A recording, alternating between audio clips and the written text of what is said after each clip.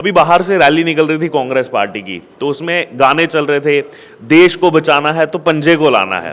तो ये मैं जानना चाहता हूं कि निकाय चुनाव में भी कांग्रेस इस तरह का जो प्रचार कर रही है कि देश को बचाना है तो पंजे को लाना है और बीजेपी को हराना है, तो क्या इस पर आप जो है रिस्पॉन्स देना चाहेंगे? कांग्रेस ने क्या देश बचाया है?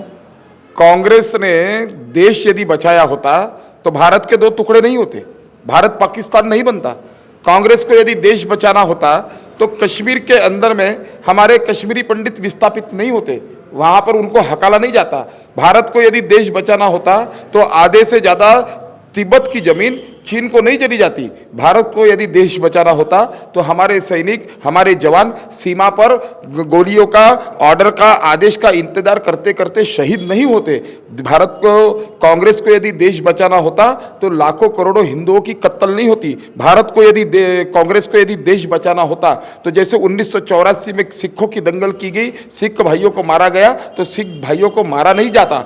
कांग्रेस को एक्चुअली देश नहीं बचाना है, कांग्रेस को गांधी परिवार को बचाना है, उनके व्यवसाय को बचाना है, उनके धंधे को बचाना है। यहां पर भी अगर बात की 151 सभी सीटों पर कांग्रेस ने जो अपने प्रत्याशी उतार दिए, कह रहे हैं कि इस बार विधानसभा में तो जो है ठीक है उन्होंने एक्सेप्ट कर लिया, लेकिन निकाय चुनाव में भी कहीं ना कहीं इस बार साख बचाने के लिए पूरा प्रयास कर रही है कांग्रेस पार्टी। पिछले 2017 में भारतीय जनता पार्टी के 108 कमल महाशिवरात्रि के दिन निर्वाचित हुए थे, 108 कमल का अभिषेक हुआ था।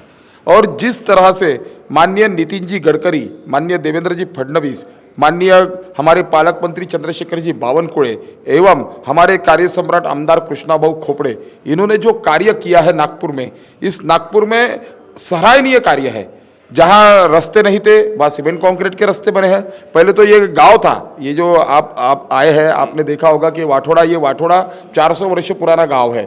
अब ये गांव के रास्ते वगैरह खराब है। अभी आप देखिए गांव कैसा था, यहाँ पर चौक चौक पर ड्रम लगे जाते थे, टैंकर आता था, टैंकर से पानी आया जाता था, फिर पानी से हमारी माँ बहनें घघरी बनकर लेकर जाती थी। लेकिन हमारे देश के यशस्वी पंतप्रधान माननीय नरेंद्र मोदी जी ने कहा था कि हर घर में नल और उसमें जल। कोई माँ बहन हमारी भटकेगी नहीं, हमारी माँ बहन कोई पानी के इसलिए दर दर नहीं भटकेगी, उसके घर में नल भी होगा और उसमें जल भी होगा। आज 24/7 की पानी की पूर्तता हमारे प्रभाग में होती है। आप वाठोड़ा बस्ती में जाइए, आप संघर्ष नगर सेवा बस्ती झोपड़पट्टी में जाइए, वहाँ पर आप पूछिए कि पानी कितने घंटे रहता है। मीटर भी लगवा दिया है, नल का कनेक्शन भी लगवा दिया है, उसमें जल भी है। सीमेंट के रास्ते बने हैं, सिम्बोसिस बना है, प्राथमिक आरोग्य केंद्र बना है, आयुष्मान भारत केंद्र बना है।